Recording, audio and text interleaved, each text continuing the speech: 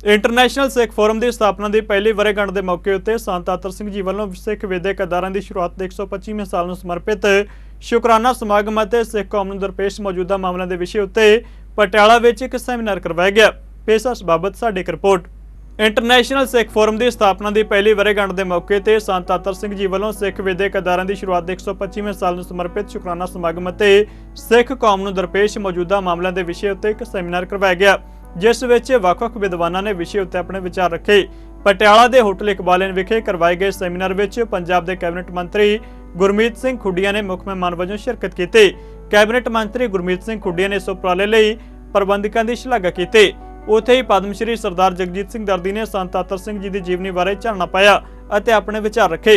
इस मौके international Sikh forum के प्रधान पद्मश्री सरदार जगजीत सिंह दर्दी, सरदारनी जसविंदर कौर दर्दी, संस्था के कौमी जनरल सकत्तर प्रितपाल सिंह पन्नू, चढ़दी कला टाइम टीवी के डायरैक्टर हरप्रीत सिंह दर्दी, CEO डॉक्टर इंद्रप्रीत कौर दर्दी ने शमूलियत की।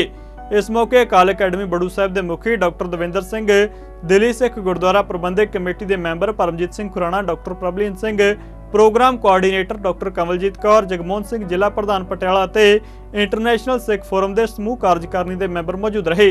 इस मौके सरदार जगजीत सिंह दर्दी ने आए पतवंतों का सन्मान किया।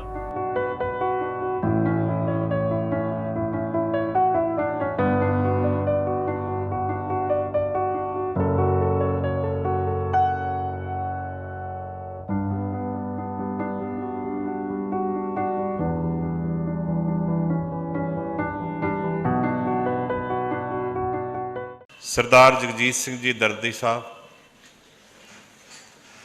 इन्हां दे साथी, इंटरनेशनल सिख फोरम का जिहड़ा पहले वर्षगंढ है,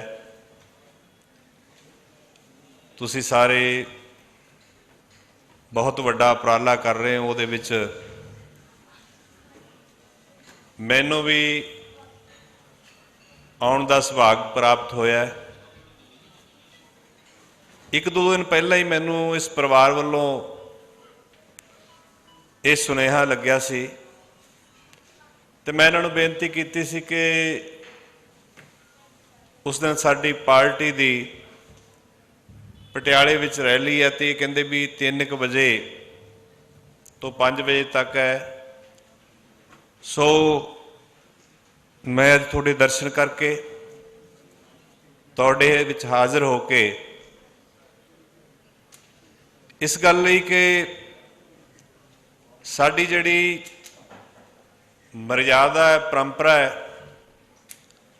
ते साडा इतिहास है, इस नूं हुण कोई चेते करन लग्या।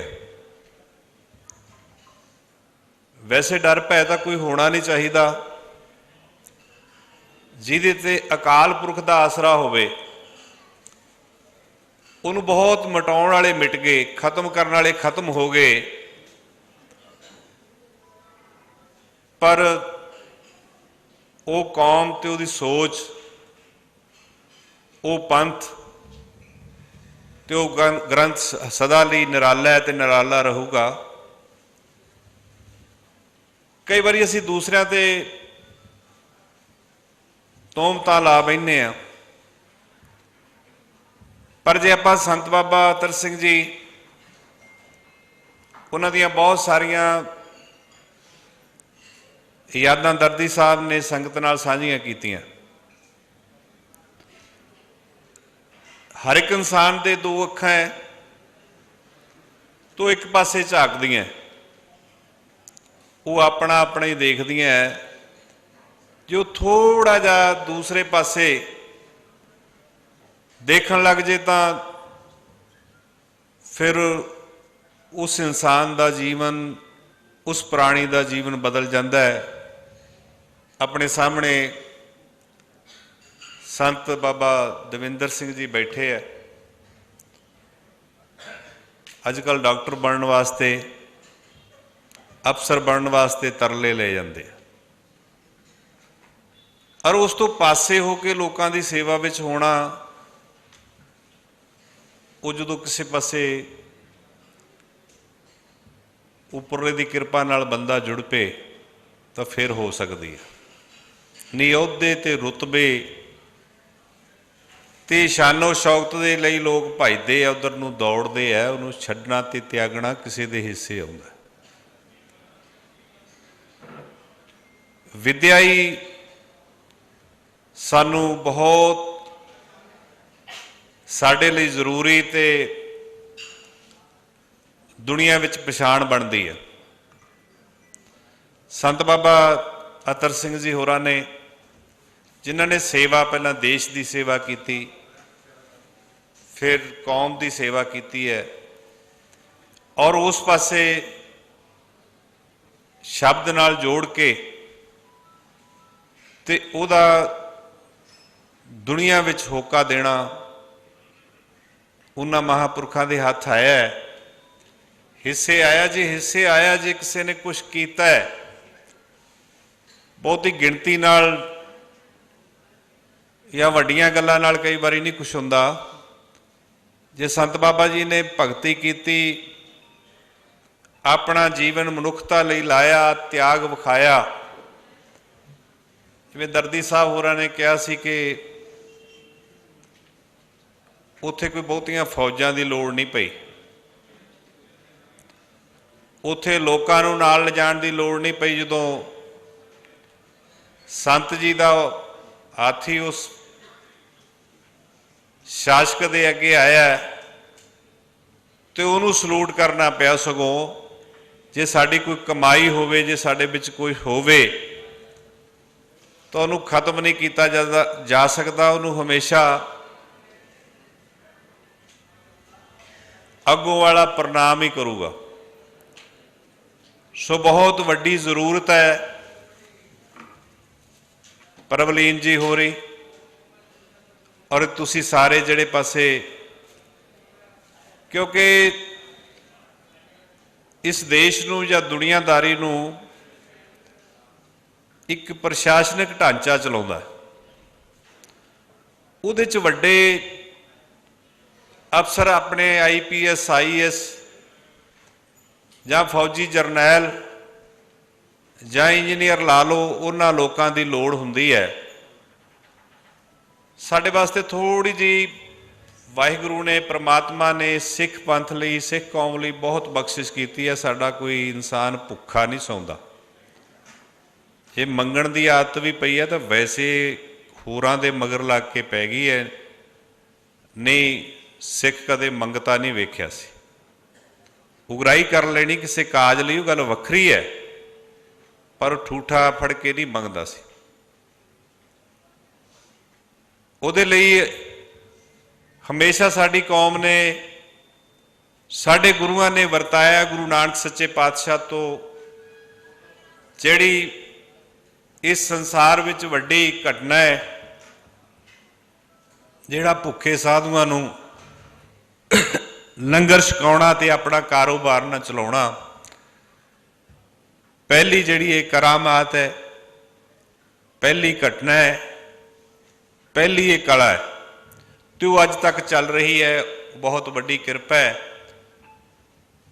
ਔਰ ਸਾਡੇ ਕੋਲੇ ਕੁਛ ਆਯੋਜਨ ਹੀ ਨਾ ਇਹੋ ਜਿਹਾ ਹੋ ਸਕਿਆ ਕਿ ਹੌਲੀ ਹੌਲੀ, ਇਹ ਤਾਂ ਸ਼ੁਕਰ ਹੈ ਚਾਵਲਾ ਸਾਹਿਬ ਵਰਗੇ ਇਨਸਾਨ ਜਿਹੜੇ ਅਜੇ ਇਸ ਸਰਵਿਸ ਵਿੱਚ ਬੈਠੇ ਹੈ, ਜਾਂ ਕੁਛ ਬੱਚੇ ਇੱਧਰਲੇ ਪਾਸੇ ਆਉਣ ਲੱਗੇ ਹੈ। ਨਹੀਂ ਤਾਂ ਅਸੀਂ ਤਾਂ ਪਾਸਾ ਜਿਹਾ ਹੀ ਵੱਟ ਗਏ ਸਾਂ। ਪਤਾ ਨਹੀਂ ਹੋਰ ਕਾਰੋਬਾਰਾਂ ਨੂੰ ਤੇ ਹੋਰ ਜ਼ਿਆਦਾ ਇਕੱਠਾ ਕਰਨ ਨੂੰ ਆਪਣੇ ਆਪ ਨੂੰ ਮਾਣ ਸਮਝਣ ਲੱਗੇ। ਪਰ ਜਿੱਥੋਂ ਸਾਰਾ ਇਹ ਢਾਂਚਾ ਚੱਲਦਾ, ਉਹ ਵਾਗਡੋਰ ਹੈ ਜੋ ਸਾਡਿਆਂ ਦੇ ਹੱਥ ਵਿੱਚ ਹੋਵੇ। ਤੇ ਜਿਵੇਂ ਸਾਨੂੰ ਹੁਕਮ ਹੈ ਸਰਬੱਤ ਦੇ ਭਲੇ ਦਾ, ਤੇ ਅਸੀਂ ਇਸ ਕੌਮ ਦਾ, ਇਸ ਦੇਸ਼ ਦਾ ਵੱਡਾ ਭਲਾ ਵੀ ਕਰ ਸਕਦੇ ਹਾਂ। ਸੋ ਜਿਵੇਂ ਅਕੈਡਮੀ ਚਲਾਉਣ ਦੀ ਗੱਲ ਕੀਤੀ ਗਈ ਹੈ, ਬਹੁਤ ਵੱਡਾ ਉਪਰਾਲਾ ਹੈ। ਇਹ ਛੋਟੀ ਜੀ, ਇਹ 30 35 40 ਬੱਚਿਆਂ ਤੋਂ ਲੈ ਕੇ ਸੈਂਕੜਿਆਂ ਵਿੱਚ ਜਾਂਦੀ ਰਹਿਣੀ ਹੈ। ਤੇ ਹੌਲੀ ਹੌਲੀ ਸਾਡੇ ਦੇਸ਼ ਲਈ, ਸਾਡੇ ਪੰਜਾਬ ਲਈ, ਸਾਡੀ ਕੌਮ ਲਈ ਬਹੁਤ ਵੱਡਾ ਮਾਣ ਇਹ ਤੁਹਾਡੇ ਇਸ ਉਪਰਾਲੇ ਵਿੱਚੋਂ ਸਾਨੂੰ ਮਿਲਣਾ ਹੈ। ਸ੍ਰੀਮਾਨ ਸੰਤ ਅਤਰ ਸਿੰਘ ਜੀ ਮਹਾਰਾਜ, ਜਿਨ੍ਹਾਂ ਉੱਤੇ ਦਸਮ ਪਾਤਸ਼ਾਹ ਨੇ ਬਖਸ਼ਿਸ਼ ਕੀਤੀ ਸੀ, ਅਤੇ ਬਖਸ਼ਿਸ਼ ਦੀ ਜੋ ਗਾਥਾ ਹੈ ਉਹ ਮੈਂ ਤੁਹਾਨੂੰ ਬਹੁਤ ਬਰੀਫ ਵਿੱਚ ਦੱਸਾਂਗਾ। लेकिन इस प्यार विच भिज के आई हुई सारी संगत नूं फतेह अरज करदा हाँ। वाहिगुरू जी का खालसा, वाहिगुरू जी की फतेह। गुरु की साथ संगत, मैं श्रीमान संत अतर सिंह जी महाराज की शख्सियत बारे जो कुछ भी तुहानूं दसांगा वो मैं एक आई विटनेस के तौर पर दसांगा, क्योंकि मेरे दादा जी भाई साधू सिंह जी और श्रीमान संत अतर सिंह जी महाराज दोनों का जन्म 1866 विच होया सी। भाव उम्र विच मेरे दादा जी संत जी महाराज दे हाणी सन। 15 साल की उम्र विच फौज विच भर्ती होए ते बड़ी यंग एज दे विच 24-25 साल की उम्र विच फौज चों भगोड़े हो गए अते पैदल वाहिगुरू का नाम लैंदे हुए एक कदम नाल वाहिगुरू बोलना, दूजे नाल गुरु बोलना ते 2000 मील पैदल चले जाना हजूर साहब ते उत्थे जाके सतगुरु जी के चरणों में लिव जोड़ लैनी अते फिर गुरु गोबिंद सिंह महाराज की दर्शनां की चाहना लैके गए तो श्री गुरु गोबिंद सिंह महाराज कलगियां वाले बादशाह ने उन्होंने दर्शन दिते, उन्होंने मिलाप हो गया। जदों तुसी हजूर साहब जाओगे तो लंगर साहब के ऐन सामने गुरुद्वारा भजनगढ़ है जो दरिया गोदावरी के कंढे उत्ते है। उत्थे उन्हों का मिलाप होया दसम पातशाह नाल अते सारी जो मिलाप की गाथा है उत्थे लिखी हुई है। और सतगुरु जी ने जिस तरह उन्होंने ब्लैस किया, जिवें बाबा बंदा सिंह बहादुर नूं थापड़ा दे के पंजाब भेजा, उन्होंने खालसा राज कायम किया। खालसा राज महाराजा रणजीत सिंह वेले 1 करोड़ सिख कौम की गिनती हो गई, लेकिन जदों असी गुलाम हो गए 1850 विच तां फिर साडी गिनती घटदी घटदी 1890 विच केवल 10 लाख के करीब रह गई। 90 लाख सिख पतत हो गए, सिखी छड़ गए, ईसाई बन गए। तो जदों भी खालसा पंथ उत्ते उसकी होंद अते हस्ती खत्म होने का मौका आया, उस वेले गुरु गोबिंद सिंह महाराज ने अपनी कला वरताई। भावें वड्डे घल्लूकारे का समा सी या होर जितने बखरे समय जदों सिख जंगलों च रहिंदे सन तां गुरु महाराज आप रखिया करते ते खालसा दोबारा प्रगट हो जाता। हुण जदों अंग्रेज़ों ने जरूरत की कि हरमंदर साहब नूं चर्च बना दिओ अते उन्होंने हरमंदर साहब की ऑक्शन बोली रख दी। जदों तुसीं हरमंदर साहब जाते हो तां दर्शनी ड्योढ़ी के खब्बे पासे एक चमत्कार लिखा होया है जो 1882 विच जिस दिन होया उसका समा सब कुछ लिखा होया है कि जदों पादरियां ने दरबार साहब की बोली करन लई दर्शनी ड्योढ़ी और अकाल तख्त साहब के विचकार खाली जगह में आके मीटिंग शुरू की ऑक्शन करन लई, तां दरबार साहब के अंदरों जिथे सतगुरु जी का प्रकाश है एक लाइट बंब निकलिया, दर्शनी ड्योढ़ी नूं पार करके उन्होंने सिर के उत्ते गिर गया। पादरी डर के नस के अते श्री हरमंदर साहब की बोली करके चर्च नहीं बना सके।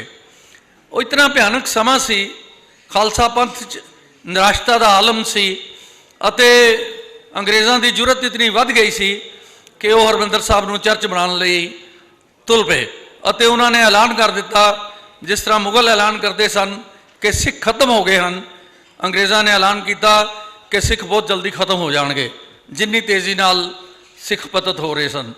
तो उस समय गुरु गोबिंद सिंह महाराज ने संत अतर सिंह जी महाराज नूं चीमा साहब के अस्थान उत्ते उन्हां दा जन्म होया अते उन्हां नूं बचपन विच ही सतगुरु जी दीयां बख्शिशां प्राप्त हो गईयां, क्योंकि मेरे दादा जी का जो प्यार सी संत अतर सिंह जी महाराज नाल वो सारा उन्हां दी बायोग्राफी च लिखा होया है। बहुत प्यार सी, इतना प्यार सी कि जदों सतगुरु जी ने उन्हां नूं साडे घर भेजिया तो मेरे बजुर्ग बापू बुੱਧ सिंह जी की अवस्था 127 साल की सी। तो उन्होंने जो दसम पातशाह ने उन्होंने जुगत और शक्ति दे के भेजा सी, वो 127 साल के बजुर्ग नाल डिस्कस की, मीटिंग की, उन्होंने अपने मन मंदिर में फैसला कर लिया कि जदों तक नान सिख सिख नहीं बनणगे उदों तक सिखां दी नफरी नहीं वधेगी।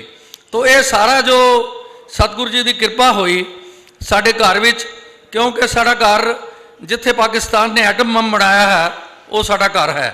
अते उत्थे साडे घर दे नेड़े पहाड़ दे विच एक गुफा सी। उस गुफा विच संत जी महाराज ने एक चौंकड़े विच 3 महीने, एक सिटिंग विच, फिर एक सिटिंग विच 6 महीने अते फिर एक सिटिंग विच 1 साल वाहिगुरू दे नाम दा सिमरन कीता। अते जदों गुफा चों वाहिगुरू वाहिगुरू बोलदे सन बड़ी मिठी रस्ता नाल, तां उस गुफा विचों आवाज़ गूंज के बाहर जो लोग राहगीर हुंदे सन वो सुनते सन। ते वो देखण लगे कि किहड़ा बंदा है जिहड़ा पिछले 1 हफ्ते तो 15 दिन तो 1 महीने तो 2 महीने तो लगातार वाहिगुरू वाहिगुरू की आवाज़ दे रहा है। तो लखां की गिनती विच लोग जिन्हां च ज़्यादा नाम सिख हुंदे सी आउंदे, दर्शन करते, सिमरन सुनते, प्रणाम करते, अते उन्हां दे दिलां विच संत जी महाराज प्रति श्रद्धा इतनी वध गई कि वो इन्हां नूं रब रूप समझण लग गए। तो मैं 27 साल की उम्र तक जो संत जी महाराज की करनी कमाई और तपस्या सी उस बारे अपने दादा जी तो सुनता रहता सी। ते एक लफज उन्हों का हुंदा सी कि वो गुरु नानक साहब का रूप बन चुके सन, रब का रूप बन गए या गुरु नानक का रूप बन गए, कोई फर्क नहीं। तो जो मेरे दादा जी ने यह कहना कि उन्होंने गुरु नानक साहब ने आप अपना रूप उन्होंने दे दिता, तो मेरे मन दे विच बड़ी श्रद्धा पैदा होंदी गई। अते 60 साल के करीब मैं खोज करता रहा कि 10वें पातशाह ने उन्होंने साढ़े घर क्यों भेजा सी, क्योंकि बापू बुद्ध सिंह जी सोढ़ी वंश के हाईएस्ट ऑफिसर सन अते महाराजा रणजीत सिंह ने बेदी वंश नूं अते सोढ़ियां नूं किले बना के दिते, वड्डियां हवेलियां बना के दित्तियां, हाथी घोड़े हथियार दिते, फौजां दित्तियां ते राजियां दा खिताब दिता। तो बापू जी का भी स्टेटस बहुत वड्डा सी। ते मैनूं समझ आ गई कि गुरु गोबिंद सिंह महाराज ने अपने वंश के जो खास सेवक सन उन्होंने संत जी महाराज नूं उन्हां पास भेजा कि मेरी वंश विचों सेवा करने वाले बापू बुद्ध सिंह जी नाल जाके सलाह करो कि ये सारा जो खालसा पंथ की डुबदी हुई जो नैया है उसके खवैया बन के किस तरह सिक्खी नूं बचाया जा सकता है। तो ये सारा कुछ जो होया तो फिर संत जी महाराज ने उस मिशन नूं पूरा करने लई उस तपस्या के पीरीयड तो बाद उन्होंने दीवान लगाए। दीवान लगाए साढ़े घर विच, जिथे हज़ारां की गिनती विच संगत रोज़ आके बैठती सी। ते फिर उन्होंने जिस वेले ठीक समझा उन्होंने संगतां नूं कहा कि अमृत पान करो, अमृत छक लो। तो दुनिया विच तहसील कहूटा एक ऐसा शहर बन गया जिथे 100% सिखां ने संत जी महाराज तो खंडे बाटे दे अमृत की दात प्राप्त की। सारा शहर अमृतधारी हो गया, सारी तहसील अमृतधारी हो गई। अते उस तो बाद जो उन्होंने मिशन सी कि नान सिखां नूं सिख बनावांगे तां खालसा जी की गिनती वधेगी, तां उन्होंने नान सिखां नूं कहा कि भाई तुसीं भी अमृत छक लो। किसी ने अमृत नहीं छकिया, कई दिन कहते रहे, किसी भी नान सिख ने अमृत नहीं छकिया। तो फिर एक दिन कुछ बजुर्ग बच्चे बुढ़े सारे इकट्ठे होए तो कह लगे कि असी अवग्या कर रहे हैं, पाप कर रहे हैं, वो तो रब का रूप हैं, जे वो सानू कहते हैं कि अमृत छको असी छकते नहीं तो असी पाप कर रहे हैं। तो उन्होंने फैसला किया कि 127 साल के बुढ़े को जाके पुछो कि ये गल ठीक है अमृत छकन वाली। तो सारे शहर के हिंदू साढ़े घर आए, हज़ारां की गिनती में आए। उन्होंने बापू जी नूं पुछया, बापू जी ने उन्होंने अगले दिन बुला के उन्होंने गीता सुनाई। और तुसीं यकीन करोगे कि गीता सुन के सारे हिंदुओं ने, शहर दियां ने, फिर तहसील दियां ने, उन्होंने भी अमृत छक लिया। इस तरह ये गल फैल गई। मेरे को एक किताब कल आई है, उस विच लिखा है कि स्वामी विवेकानंद जी, वीर सावरकर, पंडित मदन मोहन मालवीया, ये लोगों को कहते सन कि अपना एक बच्चा जरूर सिख बनाओ। अते फिर उन्होंने लखां लखां की गिनती में अपने बच्चों को सिख बनाया, अमृत छकाया। 15 लाख प्राणियों को एक श्रीमान संत अतर सिंह जी ने ਆਪਣੇ ਦਸਤੇ ਮੁਬਾਰਕ ਨਾਲ ਅੰਮ੍ਰਿਤ ਦੀ ਦਾਤ ਦਿੱਤੀ। ਤੋ ਗੁਰੂ ਕੀ ਸਾਧ ਸੰਗਤ, ਇਹ ਇਤਨੀ ਪ੍ਰੇਰਨਾ ਸਰੋਤ ਇਹਨਾਂ ਦੀ ਗਾਥਾ ਅਤੇ ਜੀਵਨੀ ਹੈ ਕਿ ਮੇਰਾ ਵਿਸ਼ਵਾਸ ਹੈ ਕਿ ਜਿਹੜਾ ਉਹਨਾਂ ਦੇ ਇਸ ਜੀਵਨ ਗਾਥਾ ਨੂੰ ਪੜ੍ਹ ਲਵੇਗਾ ਉਸ ਦਾ ਜਨਮ ਸਫਲ ਹੋ ਜਾਏਗਾ ਅਤੇ ਵਾਹਿਗੁਰੂ ਉਹਨਾਂ ਨੂੰ ਦਸਮ ਪਾਤਸ਼ਾਹ ਦੇ ਦਰਸ਼ਨ, ਸਤਿਗੁਰਾਂ ਦੇ ਦਰਸ਼ਨ ਉਹਨਾਂ ਨੂੰ ਬਖਸ਼ਿਸ਼ ਕਰੇਗਾ। ਔਰ ਅੱਜ ਜਦੋਂ 125 ਸਾਲ ਪੂਰੇ ਹੋ ਰਹੇ ਹਨ ਤਾਂ ਮੈਨੂੰ ਯਾਦ ਆ ਰਹੀ ਹੈ ਕਿ ਮੇਰੇ ਗ੍ਰੈਂਡਫਾਦਰ ਨੇ ਪਾਕਿਸਤਾਨ ਤੋਂ ਆ ਕੇ ਦਿੱਲੀ ਵਿੱਚ ਸਭ ਤੋਂ ਪਹਿਲਾਂ ਜਦੋਂ ਤੁਸੀਂ ਇੰਡੀਆ ਗੇਟ ਜਾਂਦੇ ਹੋ ਤਾਂ ਇੰਡੀਆ ਗੇਟ ਸ੍ਰੀ ਗੁਰੂ ਹਰਕ੍ਰਿਸ਼ਨ ਪਬਲਿਕ ਸਕੂਲ ਦੀ ਉਹਨਾਂ ਨੇ ਸਥਾਪਨਾ ਕੀਤੀ। ਔਰ ਦਿੱਲੀ ਵਿੱਚ ਜਿੰਨੇ ਵੀ ਤੁਸੀਂ ਗੁਰੂ ਹਰਕ੍ਰਿਸ਼ਨ ਪਬਲਿਕ ਸਕੂਲ ਦੇਖ ਰਹੇ ਹੋ ਉਹਨਾਂ ਦੀ ਸ਼ੁਰੂਆਤ ਕੀਤੀ। ਫਿਰ ਮੇਰੇ ਮਾਤਾ ਜੀ ਉੱਤੇ ਬਖਸ਼ਿਸ਼ ਸੀ, ਉਹਨਾਂ ਨੇ 1955 ਜਾ ਕੇ ਪਟਿਆਲੇ ਵਿੱਚ ਉਹਨਾਂ ਨੇ ਸਕੂਲ ਬਣਾਇਆ।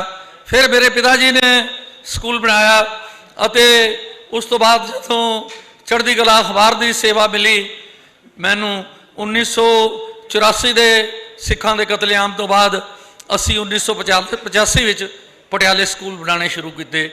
ਅੱਜ 5 ਸਕੂਲ ਇੱਥੇ ਜਿਸ ਵਿੱਚ ਹਜ਼ਾਰਾਂ ਬੱਚੇ ਵਿਦਿਆ ਪ੍ਰਾਪਤ ਕਰ ਰਹੇ ਹਨ। ਉਹ ਸਰਦਾਰਨੀ ਜਸਵਿੰਦਰ ਕੌਰ ਹਰ ਰੋਜ਼ ਬੱਚਿਆਂ ਨੂੰ ਅੰਮ੍ਰਿਤ ਵੇਲੇ ਗੁਰਬਾਣੀ, ਕੀਰਤਨ, ਅਰਦਾਸ, ਵਾਹਿਗੁਰੂ ਦੇ ਨਾਮ ਦਾ ਸਿਮਰਨ ਬੱਚੇ ਕਰਕੇ ਆਪਣੇ ਦਿਨ ਦੀ ਦੁਨਿਆਵੀ ਜੋ ਵਿਦਿਆ ਪ੍ਰਾਪਤ ਕਰਦੇ ਹਨ। ਤੋ ਇਹ ਇਤਨੀ ਬਖਸ਼ਿਸ਼ ਵੱਡੀ ਜੋ ਇਹਨਾਂ ਨੇ ਸਾਡੇ ਉੱਤੇ, ਖਾਲਸਾ ਪੰਥ ਨੇ ਜੋ ਸਾਨੂੰ ਮਾਣ ਪਿਆਰ ਅਤੇ ਸਤਿਕਾਰ ਦਿੱਤਾ, ਉਸੇ ਸਦਕਾ ਅੱਜ ਪੰਜਾਬੀ ਦਾ ਸੰਸਾਰ ਵਿੱਚ ਸਭ ਤੋਂ ਵੱਡਾ ਟੀਵੀ ਚੈਨਲ ਜਿਸ ਨੂੰ ਘਰ ਘਰ ਵਿੱਚ ਦੇਖ ਰਹੇ ਹਨ। ਕੱਲ ਮੈਂ ਹਵਾਈ ਜਹਾਜ਼ ਵਿੱਚ ਦਿੱਲੀ ਜਾ ਰਿਹਾ ਸੀ ਤਾਂ ਇੱਕ 에ਅਰ ਹੋਸਟੈਸ ਮੇਰੇ ਕੋਲ ਆਈ। ਉਹ ਕਹਿਣ ਲੱਗੀ ਤੁਸੀਂ ਦਰਦੀ ਸਾਹਿਬ ਹੋ? ਮੈਂ ਕਿਹਾ ਹਾਂ।